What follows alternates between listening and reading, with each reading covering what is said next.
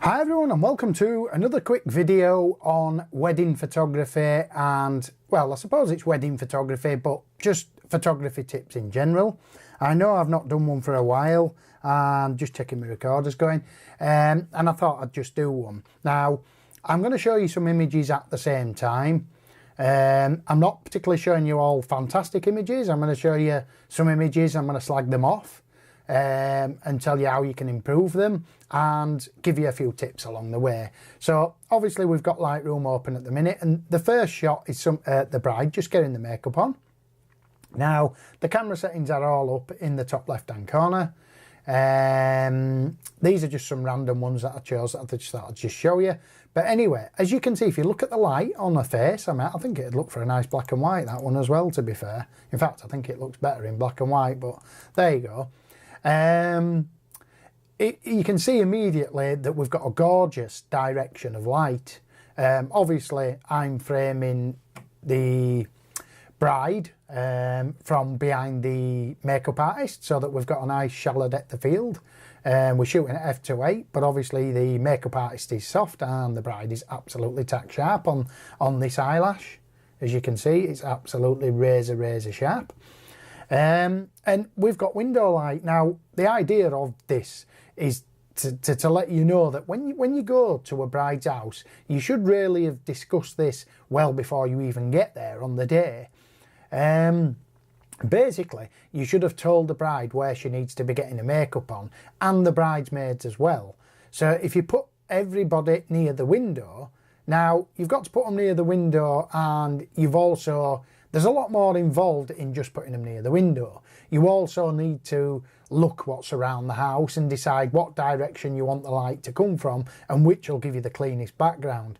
Now don't get me wrong, if I'd have shot this shot really wide, there would have been a bit of clutter in the background, and you know, that just sometimes happens and it is what it is. But for those special shots that you're trying to make yourself look brilliant to any other photographer, then is when you can use your lens choice and your focal length and your aperture to make the shot like this. I mean, it wouldn't matter if there were 50 people playing in the background and all doing backflips. You can't see them, it's framed correctly, but obviously every shot you can't frame like this. You have got to do some wider ones, but there you go. So just make sure that you don't just walk into a situation that's bad and photograph in bad light. If you put yourself in good light, then you get good pictures, you get good light like that.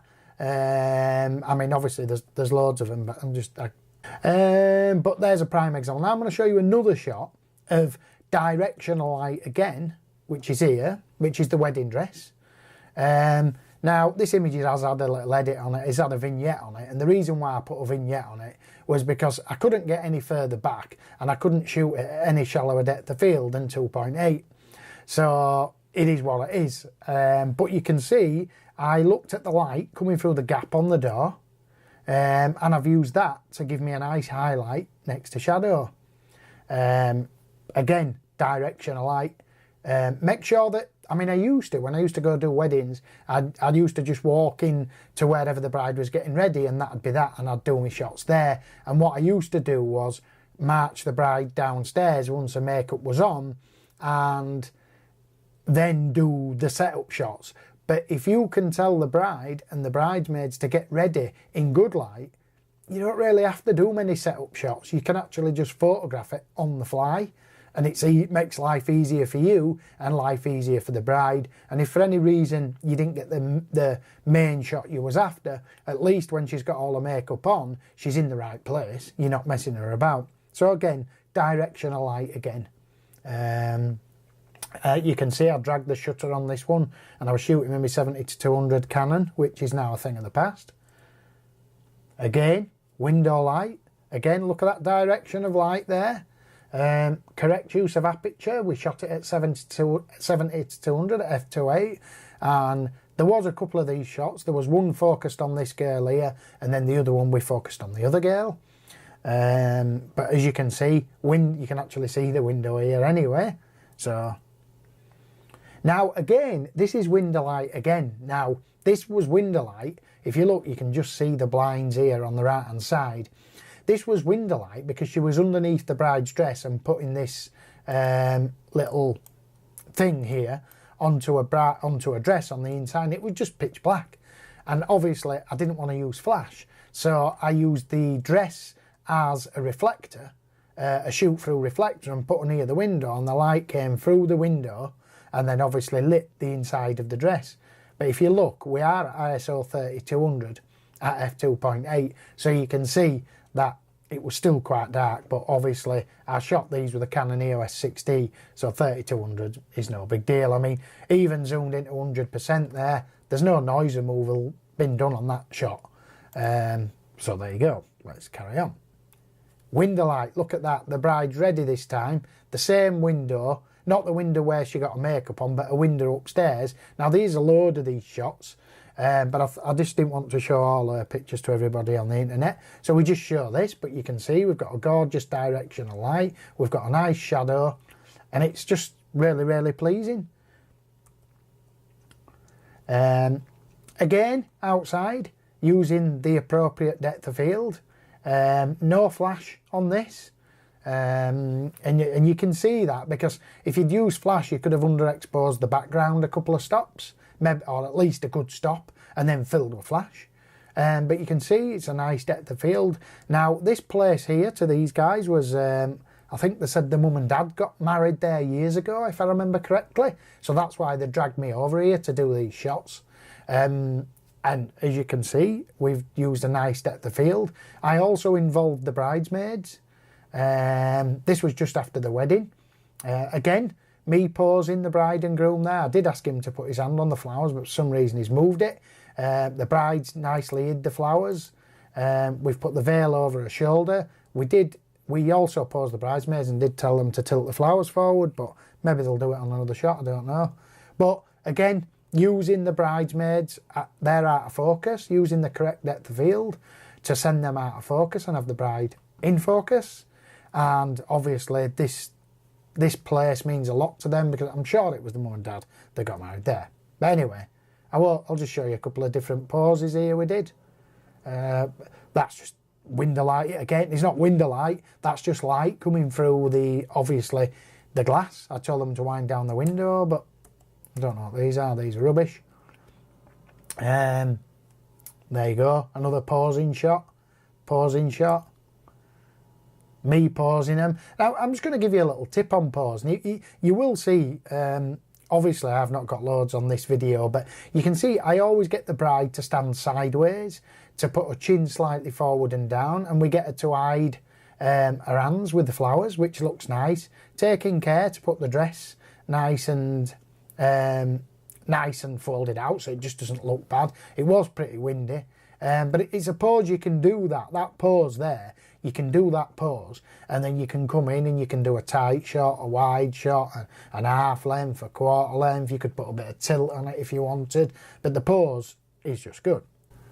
Let's go through a few shots. This was the balcony that she was on about, but basically it's to the left hand side, and you'll see a couple of the shots shot from the balcony in a minute. You see again how I've got them. Again, I've got the groom holding the flowers, the both hiding their hand. It's a pose that I do a lot, and you can just get some nice shots from it. Once you put them in that pose, you can then just get some nice shots. It's dead easy to do. Again, we've done this, and I've got them all to put their hands under the flowers, because otherwise you end up with loads of hands all over the place, and it just looks a complete mess. I just really can't believe. Hey look, photoshopped him in. I didn't photoshop him in, it was just a different pose. Again, this was the wind, trying to get the veil to blow the wind, and it quite worked. I cooled the shot down in the edit just to make it look, because it was quite cold, and as you can see it was near enough raining. So I thought the blue tint adds to the image. Again, another shot. Picking up the bride, having some fun. Always do that. Bit of a tighter shot. Can you see the difference of the background blur? And I've not really changed anything. All I did was I was shooting at 24, when my 24-70 at f4 at 42mm, 70mm. Can you see the background blur? And again, if you had a 70-200, I could have put that on as well. Here's a nice shot to do. It sometimes doesn't always work greatly, and you very rarely get it perfect, but you can stand the bride in the front of the guys and get the guys to scatter around them. It just looks kind of different. Again, black and white and colour. Again, messing around. Piggyback shot. I always get the best man to give the groom a piggyback shot and get him to whip his backside, and it looks kind of funny. And you always get a motion like this. Now, again, shooting this from a really low angle to focus on the flowers, but have the bride in the background, and we got the nice wind blowing the veil.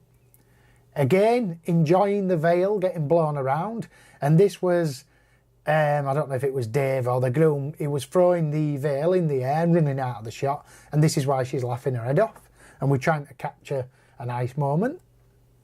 Then we got this one, the veil blowing above her head. The arms aren't particularly great, but anyway, let's just... I want to show you something about when you're posing people using symmetry. Like, can you see how these just didn't all look out of the window like that? I mean, I have got the shot, but I don't know where it is, of them all stood really untidy, just doing what they want. And you can see that, you know, basically, I'm going for nice symmetry in the image, so that when you look at it, it looks more tidy. Window light again. I mean, look at that window light. Absolutely ace, can't go wrong. Window light.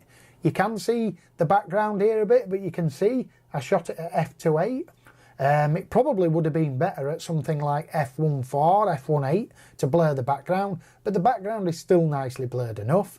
And because she stood where the light is, you automatically get a dark background on its own. There's another example, and we've got somebody else posing again. Again, these are pretty much out of the camera. Is the D&Gs. I mean, the highlights have been pulled back a bit and a bit of contrast, but nothing major. Now, basically, another little tip for you. I wanted this bridesmaid to give me a cheeky little pose, and if you have a look now, one way to make her look more cheeky is to get her to connect her shoulder with her chin. And you can see, watch, and then you get more like a cheeky look, and then coming in a little bit tighter. Plus it blurs the background a bit more, and that's the money shot there. That's what I like. Again, now this was a really hard shot because there was looking out of a balcony which was quite high up. You can see I'm at 145mm. The sun was out. I didn't use flash, and you get what you call the raccoon eye sockets, but it is what it is. Not every shot's perfect, but when they come up to the balcony, I got them all to put their arms in the same position. It just looks more professional. You look like a professional then, not somebody who's just done it on the mobile phone where they've just walked up to the balcony and all looked at you. It looks more professional if you get some nice patterns going on, and we did. And again, getting them all to turn and getting another pattern to go on. Don't get me wrong, they're not killer images, but I'm just showing you the posing. Bride looking in the mirror shot. There's no directional light here. This was just in the middle of the room somewhere, and as you can see, it's quite a flat image. And I wanted to show you a few images here. The reason why I chose this was my mate Dave loves this location. This is a location in Manchester. I can't remember the name of it, but I don't actually like it. He likes it, I don't. And the reason why I don't like it is because if you look, the background, don't get me wrong, the little place with the little waterfall's quite nice, but the background's the main road. So if you look, we started to shoot here with the 24-70. Now it is quite dark as well, and I quickly realised, look, this is my background that I'm getting, shooting at 24-70. So I quickly realised, don't get me wrong, we would crop that. That would definitely be cropped anyway, without a shadow of a doubt, to something probably like this. But anyway, that's beside the point. I'm going to show you why focal length matters. So now we're going to change lens. So we've now just gone from a 24-70 shooting at f3.5 to at 70-200, and if you can see the difference in the background, let's just reset the crop. So this is why lens choice is very important. I mean, watch the difference. Look now, the background looks absolutely huge. It's out of focus. You could have used a rim light there if you'd have had somebody behind, but that's beside the point. But you can see what I mean about the background now, shooting with a 70-200 on. I'm at 70mm though now, so it's not as good. Look at the backgrounds. It's not in focus, but it's well there. Don't get me wrong, I'd crop it, but you know, I'm just telling you that lens choice. There you go. This is a nice picture of bride with a dad. You should always get a nice full length shot with the bride with a dad, and a tighter shot as well. Look, there's the tighter shot, and there's the full length with the dress.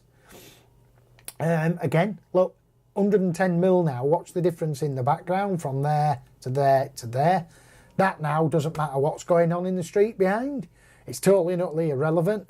And when I took this shot, I also seen the dark background. So I knew that when I exposed for the bride's face, that the background was going to go dark because she was in brighter light. So seeing your subject in your background and being able to frame it correctly is another thing.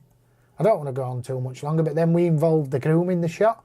So we've got a nice shot of groom, dad. I did avoid a lot of full-length shots here because I just didn't like the background that I were getting. But you still have to do a few because you might not like the background, but the bride probably won't notice. But, you know, at the end of the day, look at that. Look, sun coming through, raccoon eye sockets there. That would have been nice to underexpose it a touch more and fill with flash. John, bad boy, you bad boy. Again, moving the cake near the window light, so we get a nice highlight next to shadow. Just playing around with focus here basically and depth of field. Again, shooting through a doorway, getting a nice directional light from the lights above. This is the door here, which is out of focus, and you can see I shot it at 70mm. Window light again, I'm not going to go on for too much longer. Window light again, look at that, window light. Shooting with a macro lens this time on this eye. Look at this eye, wow. That is the Canon 105, the Sigma 105mm macro. I've also got that version for my Nikon now, but look at that, absolutely scary sharp. And we've got just changing the composition a bit. Again, look at the background. Out of the camera near enough that. Can we do a before and after? Hang on. There you go. Look, that's out of the camera. And after, that's my edit on that image. Automatically, seeing the foreground, the midground and the background, we've automatically got a stunning shot out of camera. A bit wider now, you can see stuff on the bed, but it's still out of focus, so it's still acceptable. And I did say to you, you can't go taking every shot of everybody like this. Even though it looks great, you've still got to do a slightly wider shot. This is now, same window, climbing up a ladder, a little ladder, it was a little ladder or a stool, shooting from downwards. I'm not going to show you all of these, I took plenty of these, but we'll show you this one at a nice depth of field, 2.8. You could have even shot it, to be honest. I didn't have my 50 handy, it would be nice at 1.4 and 1.8. But again, look at that, window light, eye light next to shadow, getting a gorgeous dark background out of the camera. Now, a little tip, if I'd have moved her further away from the window, then the light would be less harsh on her face, which would give me a lighter background. So try get the bride quite close up to the window and try frame her into a background somehow that's slightly darker, and you'll get a gorgeous shot like that. I mean, that'd look nice colour, but I reckon it'd look nice black and white as well, with a bit of a tweak. It looks a bit grey, but anyway. Window light again, look. This little girl looking out of the window. We've got a nice gorgeous shadow here. We've got a dark background. Can we go out of the camera with this one? Let's see. Look, can you see, guys? Look, I've done nothing. I just warmed it up a bit. That's it. Don't get me wrong. That's how I edit my images. I quickly tweak them. I let the bride see 500 or 600 the day after, and then I'll edit them a little bit more. I don't sit there. This is just a shot of, kind of nice shot of the guys holding the, this is done with a 70-200 2.8 again. Anything else I want to show you? Directional light there coming in from the left. That's it. So this video has gone on for 22 minutes. Wow, it's quite long, but hopefully you got some tips out of it, and you've also got me slag myself off, which is, you're always going to be able to do that when you do a wedding. You should always be able to pick yourself and then do better next time. But yeah, thanks for watching. Please comment and subscribe.